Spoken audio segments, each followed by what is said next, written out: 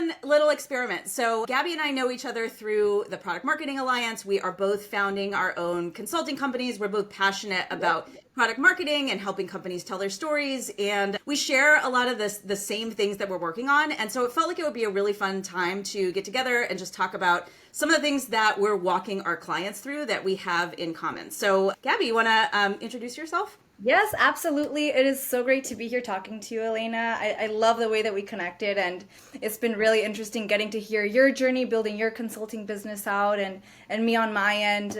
My background is just storytelling has always been my thing and my passion. So initially started out nonprofit, communications, telling stories for fun outdoor education spaces, and then being in San Francisco just really ended up realizing that telling stories that are really focused on value propositions and messaging and positioning is just something that I really have fallen into and have developed a love for, especially as I've been finding my niche through the consulting journey and really just focusing my efforts on the customer experience automation space, which is massive. So lots of room to play and grow and learn and discover different types of technologies. And yeah, it's been a really interesting journey so far. So yeah. I think so much of the founding journey is about, at least for me, doing this over, I just realized I've been doing it almost coming up on a year. My 1 year renewal on my website domain just came up, which is crazy. I love it. But it's so much of it is playing with what works and what doesn't, and what do I love doing and what do I not love doing. And for me, one of my niches for sure is helping companies with waves and with magic quadrants, which I knew going in, but I really know now, having done a bunch of them over the course of the year.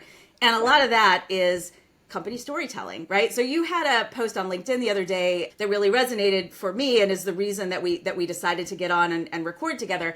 And you were talking about how you help your clients tell an engaging and a differentiated company story when you're briefing an analyst. And obviously that's a big part of my consulting practice as well, because when we're doing a wave or an MQ, that's a big part of what we have to do. So I wanted to talk to you about it. How do you get your clients to be able to tell that story in a compelling way? What's your secret? Oh my gosh. I mean, first, it's a very loaded question, Elena, but I think to start with, it's important to recognize that there's a lot of noise in this space. I feel like in the last couple of years, AI has exploded. We all know. No need to get into all of that side of things, but really it's a hard time to find that differentiation. And I think that's why it's so important to take that time. For me, that I like to work very closely with founders and early stage startups, really sitting down and figuring out what that product story is, not only in the context of the market problem, but in the context of other approaches to that same problem. So thinking about it contextually. I think that's the most important piece, or one of the most important pieces that I've really kind of started to find as I've been working with different companies is just being able to really move that story from not just talking about the buyer problem, the buyer pain points, that's the starting point, but also telling it contextually so that you can really frame that in a way that an analyst is going to understand, as they're also talking to, countless vendors and technology solutions, and how can you really make that make sense to them and not just the broader context. So I think that's a really important place to start. Yeah, I think that's spot on. I think about a couple legs of the stool, right? You are, the analysts that you're talking to hear a bunch of these in a row, right? And so if you walk in and you say something like, we are the only company that does X, and actually 6 of the other companies who also brief next to you also do X, you have immediately blown up your credibility. And so you got to be really careful with that stuff, right? Those kind of platitudes.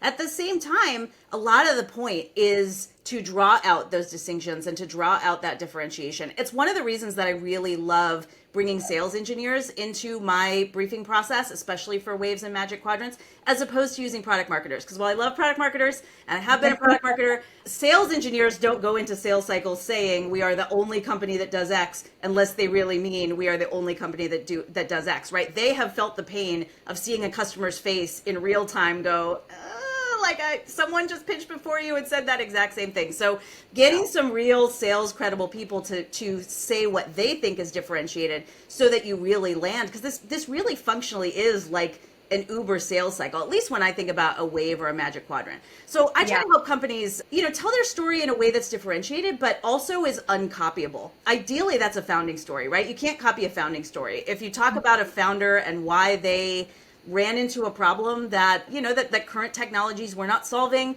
and now they wanted to solve it in a different way, using tech in a different way or from a different angle or whatever. You can copy technology, you can copy features, you can roll out things, but you can never copy a founder's point of view. Now, that only lasts as long as the founder's there. But if the founding philosophy is in the DNA of the company and it's in the way you build a roadmap and the customers that you go after and how you think about your ICP, I've seen it outlast the founders of a company too. And so it doesn't necessarily have to only be at the founding of the company that the founding story is really relevant. It's not always a founding story. It's not a founding story for every company. And it gets harder and harder the bigger you get, right? How do you tell a company story for something gigantic, when you've got a lot of products? But I think it's really, really, this is one of the most challenging things we do when we think about talking to analysts is helping founders tell a company story that is compelling, differentiated, really talks about the technology and the outcomes that it enables. Yeah. And I love that you said that, the technology and the outcomes, because I think a lot of times, even when you're working really closely with founders, there's just such a deep passion for what it is that they've built and what it is that they're doing and their philosophy around the vision of the business. And really helping to guide that conversation towards, okay, yes, this is technology. And so what? What's the difference between this approach and the approach of all the other vendors that are maybe kind of using kind of some of the same foundational principles? And I have found that being able to tell this story in a sort of progression of maturity can be a really great way to showcase that. So you're not just talking about, say, the ingestion engine and the AI engine and all the different things that it does, but really talking about it as here is, maybe the legacy approach, first generation, second generation, and this is where we are now, and this is the future of where we're headed. Obviously, finding ways to frame it that are more relevant to your specific market and the outcomes that you drive, but what is really the difference, and how is that driving the value that for the customers that you're really interacting with and that you're serving? And that actually brings me to, I remember last time that we spoke, Lena, you touched on the importance of telling customer stories. And it's not just the customer story, but it's also making sure that it tells a unique approach to the problem and that it's not just validating the market solution. So I would love to hear a little bit more about your perspective on that, because I thought that was spot on, and I actually went and integrated into some of the work that I was doing as well. Yeah, I love that. I think, and this goes into how I consult in product marketing, and I'm sure how you think about it as well. I think sometimes as product marketers, we have a tendency to tell like a customer story that validates the market as opposed to validating the product. And what I mean by that is, if you go out and you tell a customer story and the story just says, I implemented product X and I saved, Y number of dollars, and it doesn't specifically get into why only product X's approach was going to lead to those Y dollars. And actually any of the other products in Product X's category would not have led to those dollars because they did not have the specific capabilities, the differentiated pieces that I needed to get to those dollars, then that case study is not actually selling Product X, right? What it's selling is the category. It's selling that I should invest in this market. It's saying I should do something, but it's not saying that I should do it with Product X. And I think a lot of times this is the distinction that as a seller I get, because that's where I was trained first. Often we miss that as product marketers, and I think you can really up your game immediately if you think about that when you're creating a case study. What is it about this case study that I'm creating that my closest competitor could not have said? And can I pull that out? It's there, right? This company is as a promoter of yours, and they're spending money with you because of that thing. But we're not always as literate as we need to be in that stuff because it doesn't really cleanly go on the website or even it should be in the pitch deck somewhere. But we don't get as good as product marketers as articulating that thing as we should be. And if we can get good at it, and if we can get it on our website, and we can get it in our pitch deck, and we can get it at the forefront in our briefings, and especially in our customer case studies, sales can really use that stuff. Like, it's the difference between a good case study that sort of says, this company is a customer of ours in the category, and a great case study that says you could only have gotten these results with us. And it's especially true when it comes to analyst relations, right? Because if I can get that customer to articulate that thing to an analyst, it's challenging because sometimes the analysts don't interact with our customers live anymore, which is unfortunate, but where you get that opportunity, or you can get them with an analyst live in other venues, then they can articulate why this particular approach is necessary to get the results that they needed. And suddenly you're changing opinions about the underlying philosophy that you need, the technology that you need, and not just the category. It's so important. Yeah, thanks for bringing it up. Yeah, no, and sometimes it's really nuanced, right? And I think that's the challenging part where, you create slides to be used by the sales team that are very broad strokes, right? Because you don't want to overwhelm with too much text on a slide, but that's where really being able to enable people to use these stories and to speak to them and to be able to really hone in on the nuances of them is so critical. So yeah, I just really love that piece of advice that you shared. All right, you said something in there too that I want to follow up on, and that is that sometimes when you're working with founders, they can get a little tied up in the stories, the stories of the differentiation, the stories of what makes their product special. And maybe what they believe about their product being differentiated or special or resonating with the market may not always align with reality, with what's actually differentiated, with what customers care about. Can you talk a little bit about how you can help them through, how you've helped, either clients or in your professional life, founders through that process to get them to, to a story that resonates and that they feel excited about? I mean, it's really hard, right? To hold up that mirror is not easy. You have to have a very strong amount of trust there too, because there is that deep attachment, and it's almost like muscle memory as well. Just kind of repeating the same narrative and trying to shift away from that. But I found that really where it starts with is the proof points. So really being able to speak through doing some competitive intel and really understanding where it is that you're stacked up against another vendor.